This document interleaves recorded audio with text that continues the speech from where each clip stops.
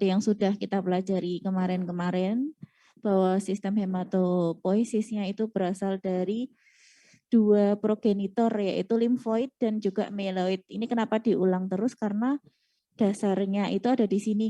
Ini ada backsound-nya seperti ini, nggak apa-apa ya? Kita anggap backsound mawon. Atau bisa ditutup, bisa mengurangi enggak kalau pintunya ditutup suaranya. Nah, ini dari seri limfoid dan mieloid. Kenapa kita membahas ini nanti, karena keganasan hematologi sendiri ada dua seri. Jadi dari seri limfoid dan juga dari seri mieloid. Jadi dari seri mieloid itu ada dari granulosit dan juga dari megakaryosit yang dia terpecah eri sama meganya. Jadi enggak cuma pada sel leukositnya mawon. Nah, keganasan hematopoietik itu apa sih? Hematopoietik itu akibat akumulasi mutasi genetik pada sebuah sel yang jumlahnya bervariasi. Faktornya biasanya karena faktor turunan atau genetik dan juga bisa pengaruh lingkungan yang menyebabkan mutasi genetik. Bisa karena bahan kimia, obat-obatan, radiasi, ataupun infeksi. Metode diagnostiknya dari anamnesa, pemeriksaan fisik, kemudian dibantu oleh pemeriksaan laboratorium.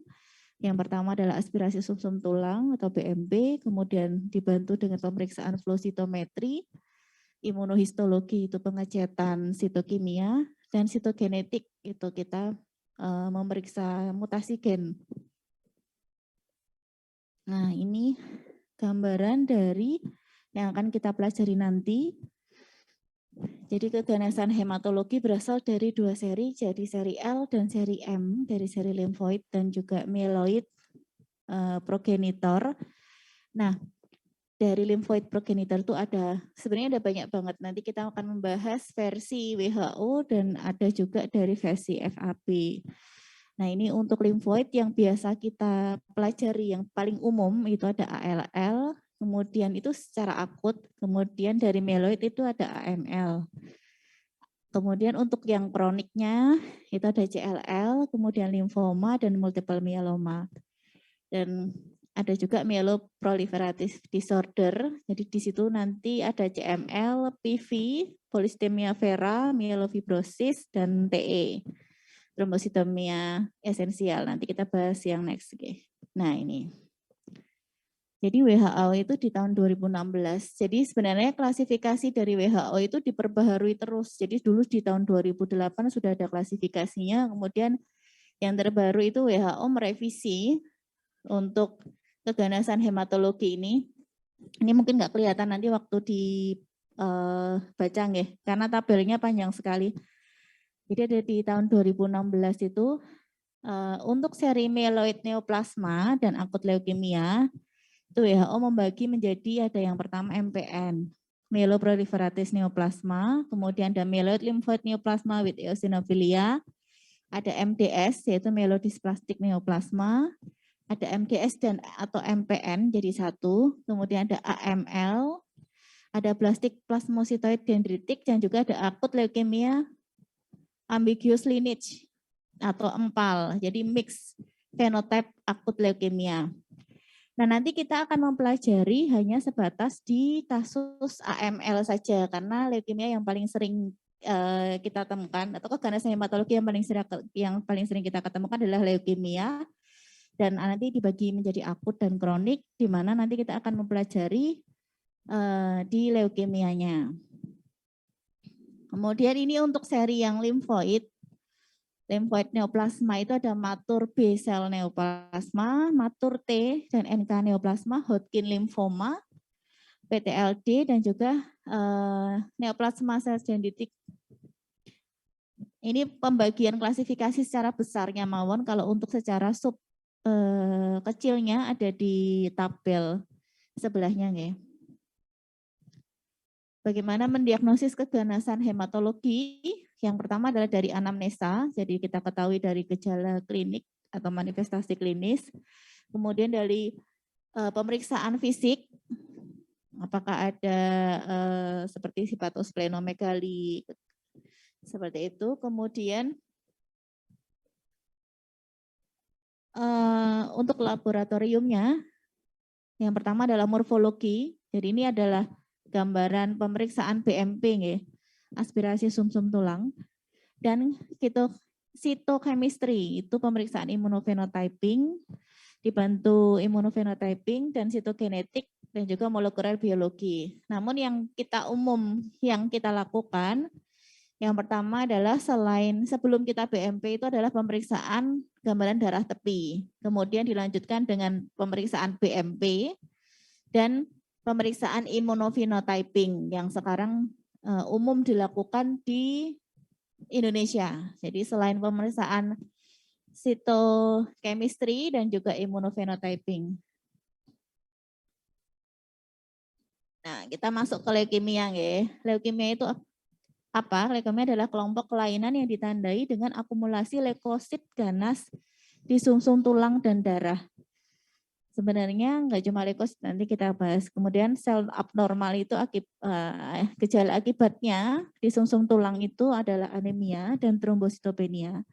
Jadi karena adanya proliferasi dari sel-sel leukosit ganas di sumsum tulang, dia akan menekan produksi eritrosit dan trombosit sehingga yang tampak adalah gejala anemia dan trombositopenia. Kemudian adanya infiltrasi organ-organ, jadi ada infiltrasi sel-sel ganas di organ-organ.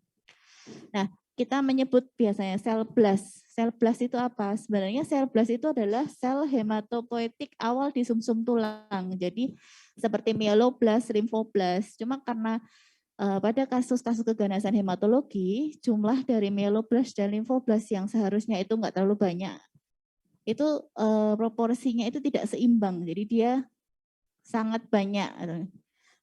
Kita menyebutnya dengan sel blast.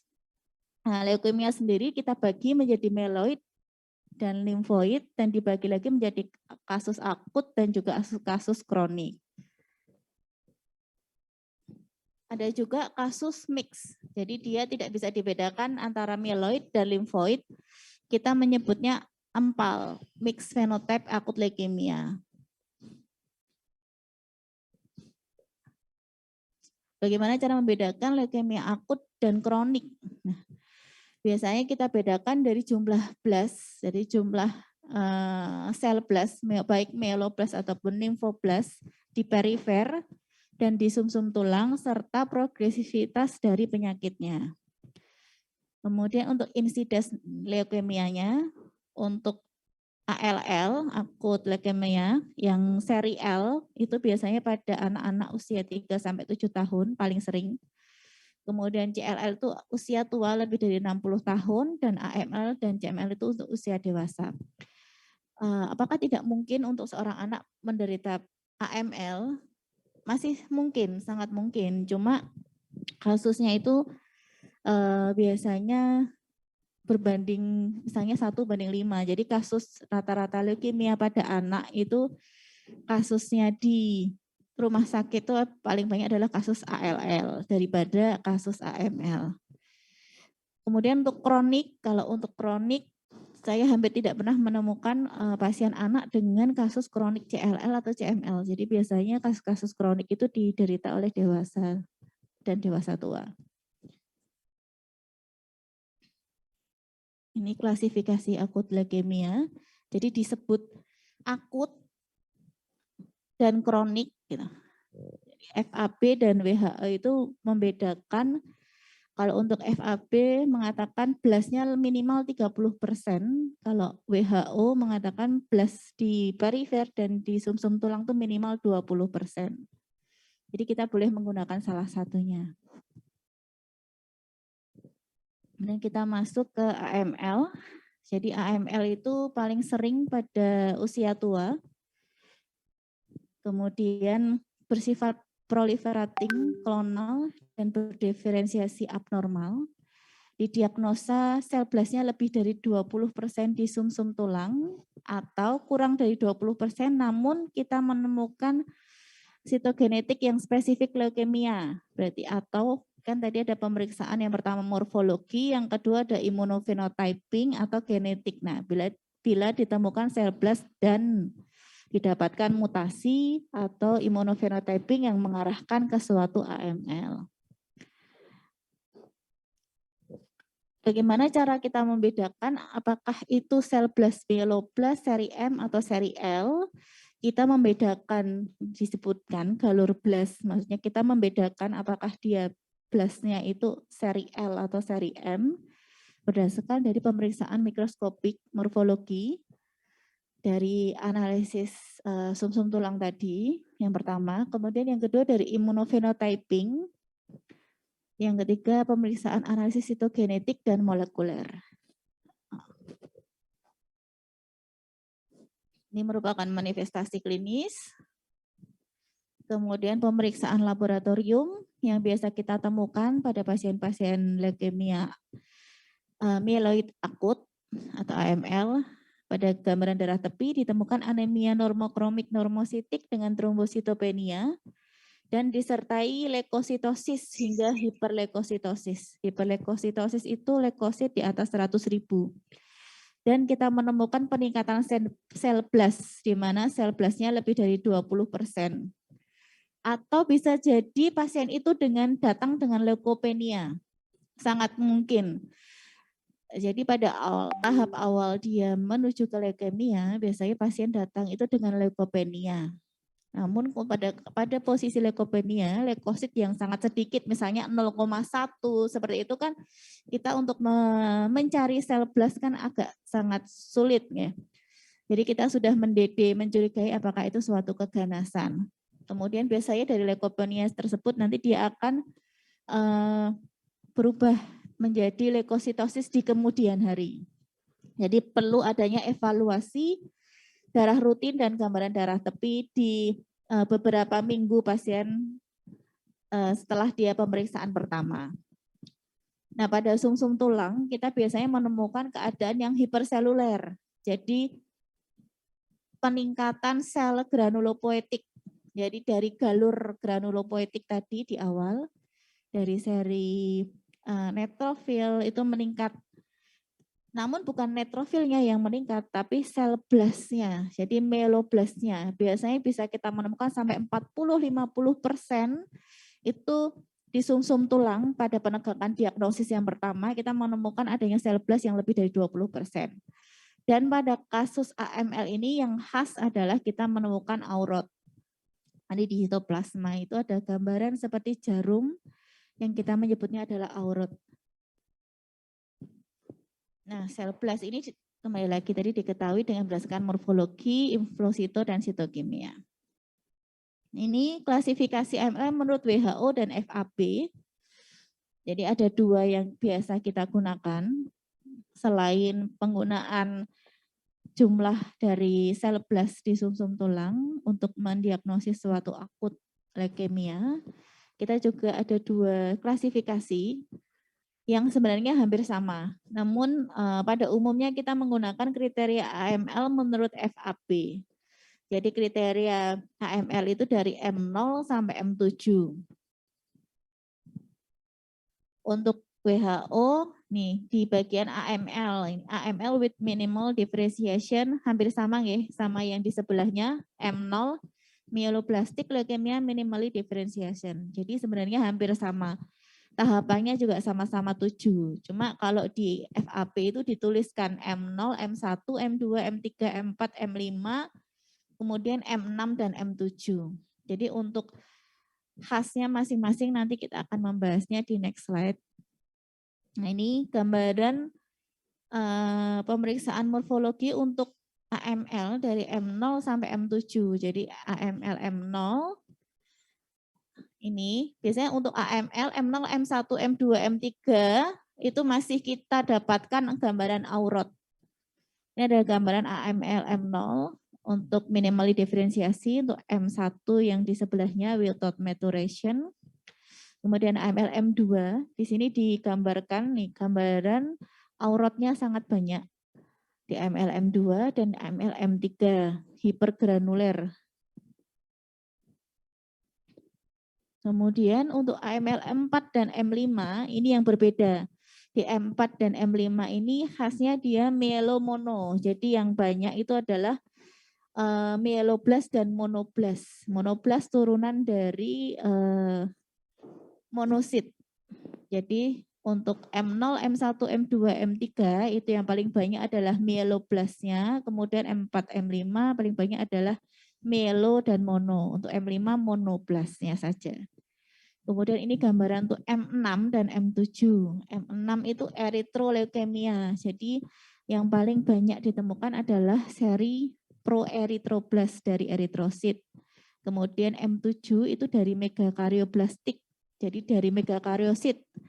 Pecah yang nanti akan pecahnya menjadi trombosit. Jadi untuk seri M6 dan M7 ini seri M6 adalah eritrosit, M7 adalah seri trombosit. Tadi kan di awal digambarkan bahwa eritrosit dan trombosit itu masuk ke progenitor seri mieloid. Masih ingat ya? Nah, ini gambaran pemeriksaan immunofenotyping. Jadi ini sudah umum di Indonesia.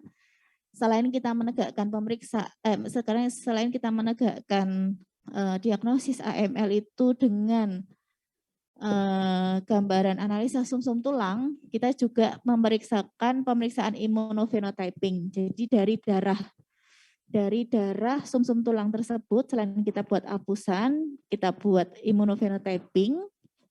Jadi di sini nanti kita cari marker yang menunjang ke diagnosis dari leukemia. Nah, untuk seri L dan seri M itu berbeda-beda. Untuk seri M, di sini yang kita lihat adalah biasanya adalah MPO dan juga CD33 dan CD117. Bermakna bila jumlahnya lebih dari 10 pangkat 3. Nah, di sini tampak bahwa di CD117 dan di CD33-nya itu meningkat. Ini pemeriksaan leukemia. Jadi di sini yang nomor 2 itu imunologi marker flow cytometry. Yang khas pada AML adalah mieloperoksidase itu adalah MPO, kemudian CD13, CD33 dan CD117. Sedangkan untuk pemeriksaan imunohistokimia, jadi itu ada pengecetan juga, tapi pengecetannya berbeda dengan sumsum tulang, pengecetan GIMSA. Kalau untuk pemeriksaan aspirasi sumsum tulang yang biasa itu kita mengecatnya adalah menggunakan REC dan GIMSA, tapi untuk pemeriksaan cytochemistry itu berbeda, jadi ada catnya khusus. Di sini untuk AML, biasanya yang positif adalah mieloperoksidase dan Sudan plaque. Dan juga ada non-spesifik esterase. Nah, ini ada gambarannya untuk AML dan juga ALL itu CD berapa saja yang positif. Jadi nanti ketika kita memasukkan darah itu ke alat immunofenotyping, nanti dia akan membacanya, kemudian dikeluar hasilnya. Jadi di darah sumsum tulang ini markernya ada CD berapa saja. Nah, itu memudahkan kita untuk membedakan antara seri M atau seri L pada pasien leukemia. Ini gambaran pemeriksaan sitokimia, di mana yang kiri itu, yang A itu pemeriksaan Sudan plaque. Kemudian yang B itu pemeriksaan non spesifik esterase untuk mielomono, berarti untuk AML M4.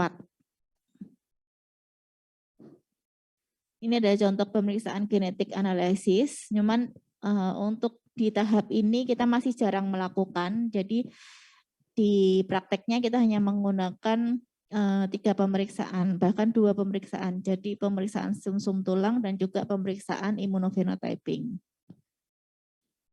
Kemudian untuk penata laksanaannya ada terapi pendukung dan khusus di kemoterapi. Kemudian ini proses kemoterapinya dari induksi, konsolidasi, konsolidasi 1, 2, 3, dan prognosa. Jadi prognosanya ada yang baik dan buruk istilahnya. Jadi yang baik itu bila setelah kita lakukan kemoterapi, Pasien leukemia itu kemudian diperiksa lagi sel blastnya, apakah dia sudah menurun atau belum. Nah, bila dia menurun hingga kurang dari 5%, berarti pasien tersebut prognosanya baik. Namun bila setelah leukemia itu di kemoterapi, sel blastnya tetap sama atau lebih dari 20%, itu berarti ke arah perburukan. Dan kita masuk ke leukemia seri mieloid yang kronik. Nah, kalau CML ini sebenarnya dia juga masuk ke dalam penyakit mieloproliferatif. Jadi maksudnya mieloproliferatif itu adalah proliferatif yang berproliferasi. Jadi berganda banyak melo. Jadi melonya, seri melonya yang banyak. Jadi pada kasus CML ini kita akan menemukan nanti ya. Dia akan kita temukan di sumsum tulang itu pemeriksaannya menemukan sel-sel garis melo, jadi seperti neutrofil, dari neutrofil hingga mieloblast itu serinya nanti ditemukan banyak. Neutrofil, baso, eos itu meningkat semua di kasus CML. Nah, disebabkan oleh apa? Disebabkan adanya mutasi kromosom Philadelphia. Kita menyebutnya kromosom Philadelphia. Jadi ada mutasi gen di BCR-ABL dari translokasi antara kromosom 9 dan 22. Ada perpindahan dari ABL1 ke BCR pada kromosom 22 dan sebaliknya. Nah, dibedakan dari kasus leukemia, dari progresivitasnya, dan juga dari pemeriksaan darah tepi dan sumsum tulang. Nah, ini karakteristik dari sel mieloid. Kalau di AML tadi kita menemukan jumlah sel blast yang sangat banyak. Jadi lebih dari 20% isinya di sumsum tulang itu adalah sel blast. Nah, untuk di CML ini kita menemukannya adalah sel mieloid dengan beberapa maturasi dari neutrofil, segmen neutrofil batang, metamelosit, kemudian mielosit, promielosit hingga ke mieloblast. Di pemeriksaan darah tepi, umumnya kita akan menemukan staging dari neutrofil, ini dari sel segmen hingga ke mieloblast itu lengkap. Berbeda dari yang kasus akut. Kalau kasus akut jarang sekali kita menemukan lengkap karena semuanya blast. Kalau di kasus CML kita menemukannya lengkap seperti pasar, jadi lengkap sekali. Ini gambarannya. Jadi di sini kita seperti belajar kalau kita menemukan sel CML itu menemukannya lengkap dari neutrofil batang. Kita menemukan mielosit, metamiel, segmen, promiel. Hampir sel mieloblast itu sedikit, namun CML sendiri ternyata dibagi beberapa fase. Jadi fase CML itu ada 3, fase kronik, akselerasi, dan krisis blast. Di mana fase kronik itu paling banyak kasusnya, sekitar 90-95%. Sedangkan akselerasi dan krisis blast itu lebih sedikit. Nah, biasanya memang dari kasus kronik, bila tidak diobati bisa ke arah ke kasus akselerasi dan akhirnya bisa ke kasus krisis blast.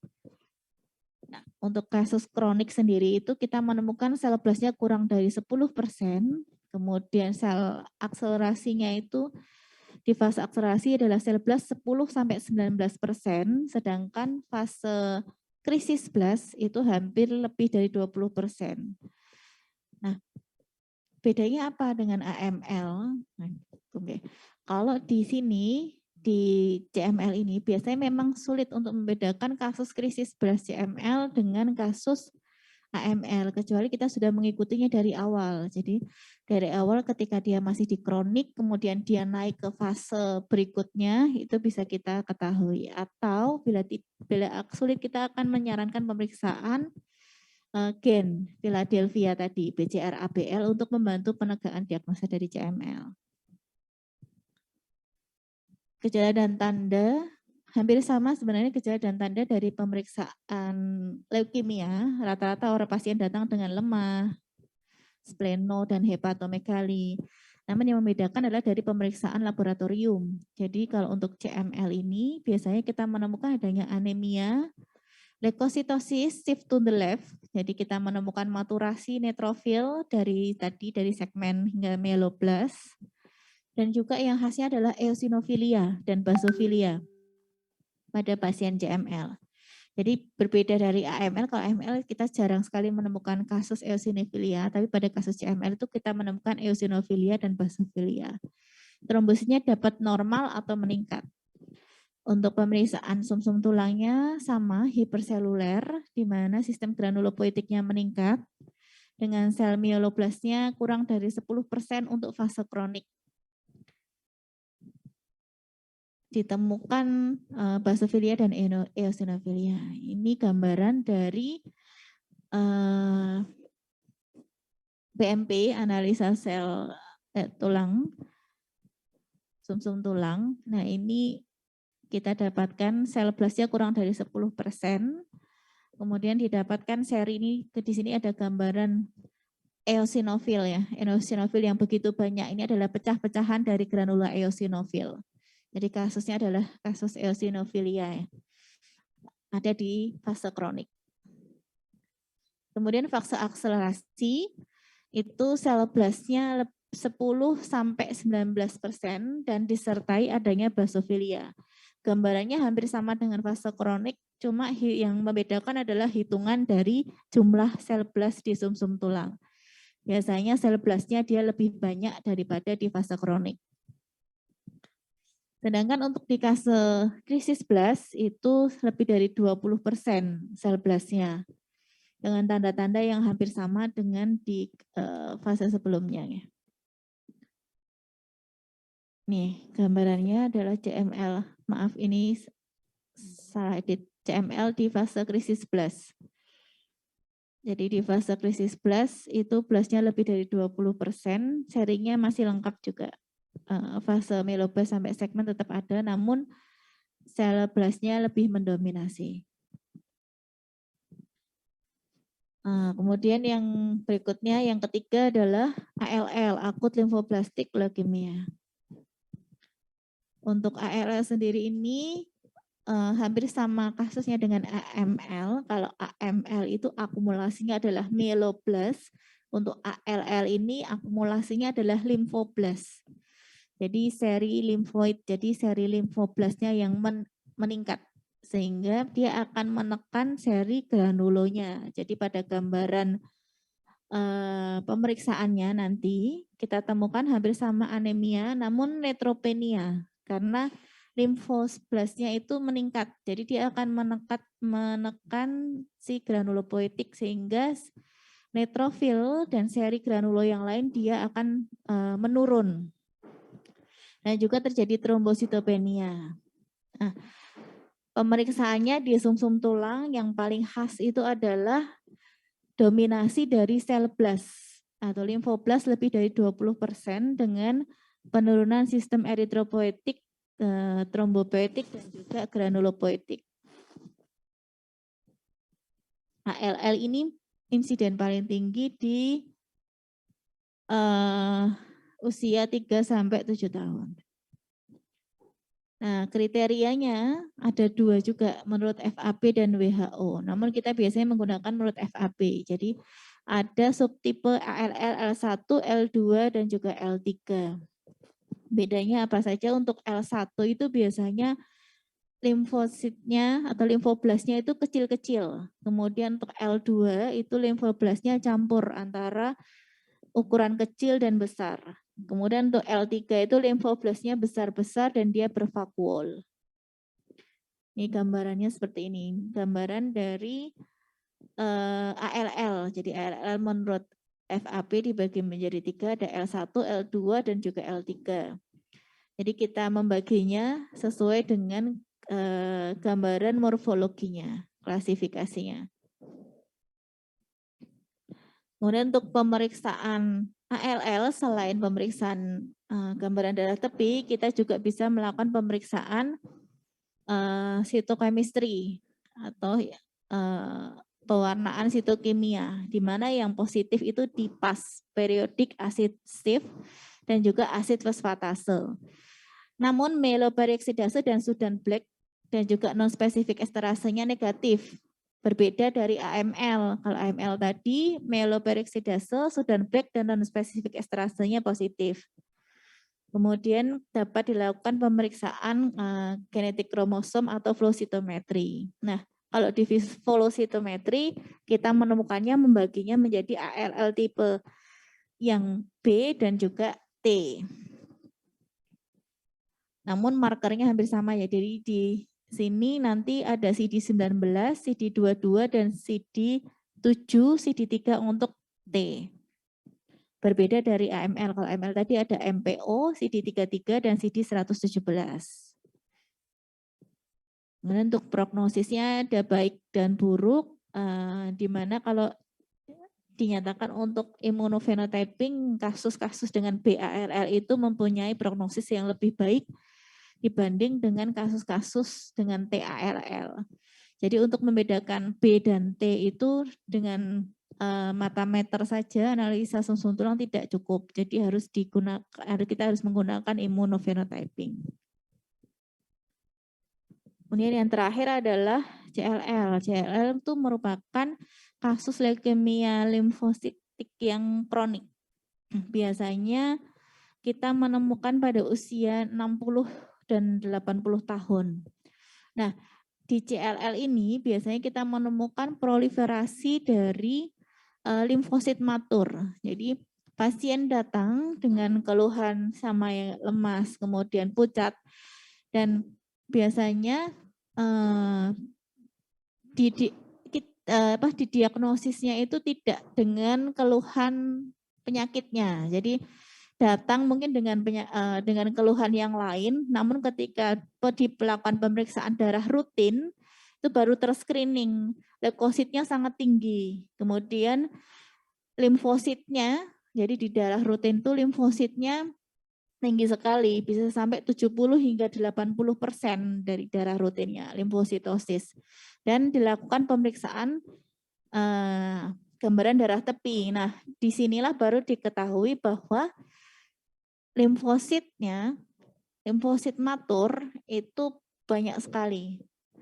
Di pasien datang dengan hiperleukositosis, leukosit lebih dari 100.000, kemudian limfosit maturnya itu sangat banyak dan disertai banyak sekali smart cell. Anemia dan trombositopenia itu kadang kita temukan tapi di tahap-tahap yang akhir. Jadi pasien datang yang awal itu mungkin belum sampai ke tahap anemia dan trombositopenia, hanya ditemukan leukosit yang sangat tinggi. Dan kasusnya itu banyak sekali pada pasien-pasien tua, jadi usia 60-70 tahun. Pada pemeriksaan aspirasi sumsum tulang, kita menemukan keadaan hiperseluler dan sistem limfopoietiknya itu meningkat. Jadi karena di kasus CLL itu untuk granulopoietiknya tertekan, jadi sebaliknya. Jadi kasus ini limfopoietiknya meningkat. Ada stagingnya juga, jadi kita men-staging CLL, ada 2, dari Ray dan juga Binet. Biasanya kita menggunakan Ray staging untuk pemeriksaan CLL, jadi stage-nya ada 0, 1, 2, 3, dan 4. Di mana di staging 0 itu kita hanya mendapatkan kasus limfositosis saja. Kemudian di staging 1, limfositosis, dan adanya perbesaran kelenjar limfe. Kemudian di staging 2 ada limfositosis, perbesaran kelenjar limfe, dan juga ada perbesaran spleen dan hepar. Nah, barulah di step 3 ini kita menemukan kasus adanya anemia. Dan di yang step terakhir ditambah dengan trombositopenia. Nah, semakin ke bawah stagingnya, maka prognosis dari pasien tersebut dia akan semakin buruk. Jadi risikonya di sini bukan dari risiko tinggi. Jadi untuk Bila Ray-nya itu sampai staging 4, berarti prognosanya mengikuti high resiko, jadi resikonya resiko tinggi. Sedangkan untuk BINET ini kita jarang menggunakan, namun ini stagingnya ada 3 staging A, B, dan C. Di Indonesia biasanya kita menggunakan, kami menggunakan staging Ray. Jadi Ray 0, Ray 1, Ray 2, Ray 3, dan Ray 4 untuk kasus-kasus CLL. Nah ini gambarannya. Jadi gambarannya adalah limfositosis. Jadi limfosit itu sangat banyak. Kemudian didominasi limfosit matur dan juga ada smart cell. Jadi seperti limfosit-limfosit yang pecah itu smart cell. Ini khas pada pasien-pasien dengan CLL, kronik limfositik leukemia. Di gambaran BMP-nya juga sama. Jadi isinya adalah sel-sel limfosit yang matur dengan penekanan dari sel granulopoietiknya. Jadi sel-sel neutrofil, sel mieloid ya, sel neutrofil, eos dan basomieloblas itu hampir kita tidak menemukan. Jadi isinya sel limfosit semua yang matur. Ini daftar pustaka saya, nggih. Selamat belajar, nggih. Terima kasih. Monggo kalau ada pertanyaan.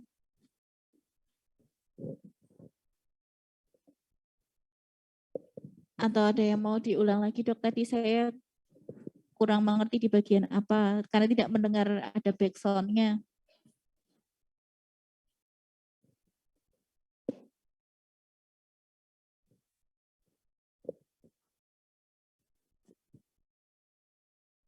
Monggo. Minggu depan sudah ujian blok ya? Di hari Senin ya? Monggo ada yang mau ditanyakan di materi ini atau materi saya sebelumnya?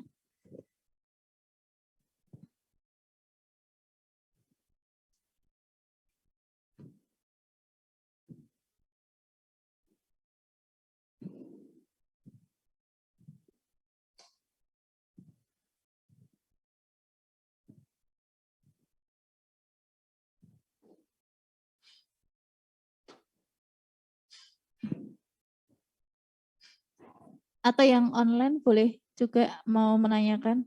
Monggo.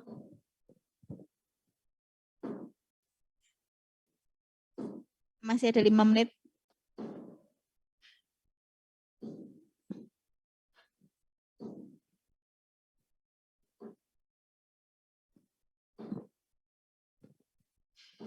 Sepuluh menit, monggo. Ada yang mau ditanyakan? Atau kurang mengerti atau mau diulang?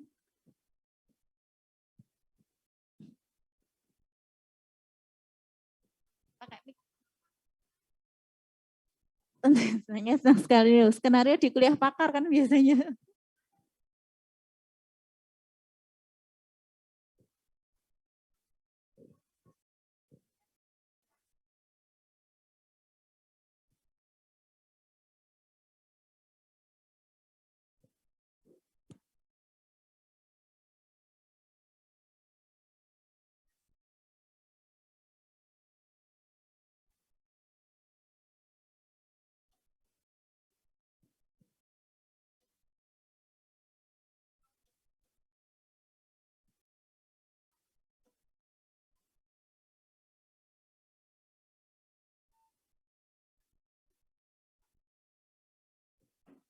Biasanya kita itu untuk sampai ke analisa genetiknya itu dari awal dulu. Jadi tetap kita nggak langsung ujuk-ujuk kita mau tes genetik, kan soalnya tes analisa genetik itu kan mahal.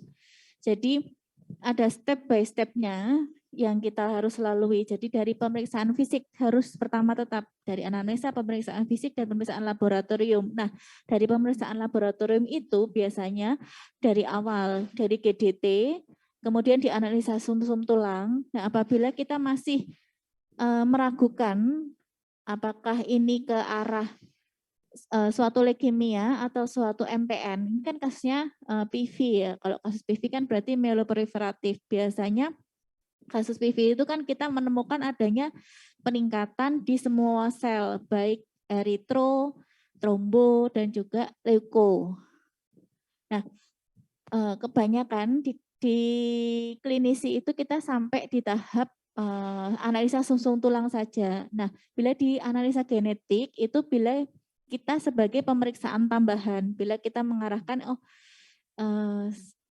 ini sepertinya kok ada apa istilahnya, ada lineage yang lain nih, ini jangan-jangan bukan cuma PV, ini kemungkinan ada suatu AML, jadi yang menumpangi seperti itu. Jadi atau dia berjalan bersama PV atau ke arah ditambah dia ke arah leukemia. Nah itu baru kita mengarahkan ke suatu pemeriksaan genetik. Jadi di flowchart pemeriksaan kita tadi, dari situ baru kita tambahkan sama dengan kasus-kasus. Nah ini dari pertama itu dari morfologi dan sitochemistry. Baru kita tambah ke immunophenotyping dan juga sitogenetik. Jadi yang pertama tetap awalnya itu dari morfologi. Jadi enggak langsung kita kasus datang dengan kalau PV itu berarti peningkatan eritrositosis, kemudian trombositosis dan leukositosis. Kemudian langsung diarahkan pemeriksaan sitogenetik gitu. Nah, itu kita screening dulu dari morfologinya. Nah, ketika dari morfologinya itu kita sudah ada gambaran mau ke arah mana ini. Kemungkinan kita sarankan. Nah, seperti tadi kayak CML krisis blast kan hampir sama dengan AML. Tapi kita sudah ada bayangan bahwa di sini kasusnya mungkin ini ke arah CML, maka kita sarankan untuk pemeriksaan genetik BCR-ABL. Nah, seperti itu. Jadi tidak gimana ya? Tidak langsung periksa ini banyak gitu loh, Dek. Karena kalau genetik itu kan mahal dan jarang. Harus ke Jakarta kalau di sini. Makanya dari screening dulu dari morfologi, dari imunofeno itu ke arah mana. Nah, itu baru dikuatkan dengan sitogenetik walaupun itu sangat jarang kita lakukan.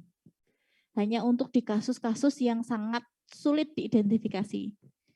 Kita memang biasanya sampai ke arah situ. Namun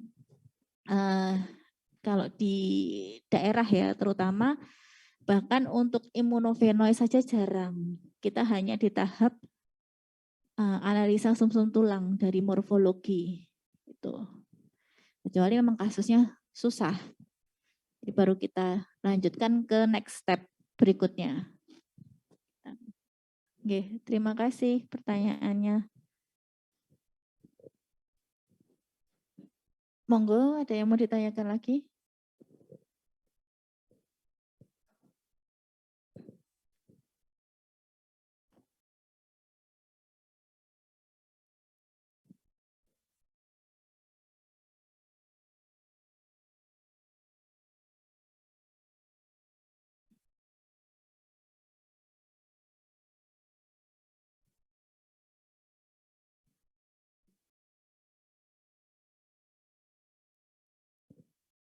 Sudah mengerti berarti? Nggih.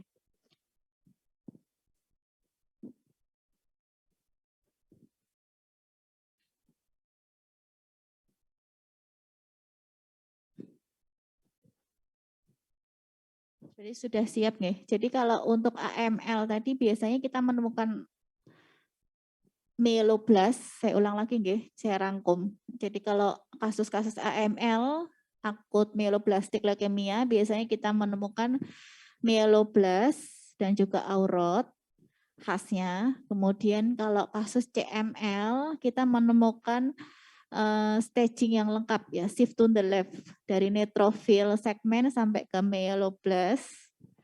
Kemudian ada eosinofilia, basofilia, seperti itu untuk kasus CML. Kemudian untuk kasus ALL, akut limfoblastik, berarti tentu saja kita menemukan limfoblast yang banyak untuk kasus ALL. Kemudian untuk kasus CLL, kita menemukan limfosit matur yang lebih dominan. Dan batasannya untuk WHO kita menyebutkan akut bila lebih dari 20%, sedangkan untuk FAB kita menyebutnya akut lebih dari 30%.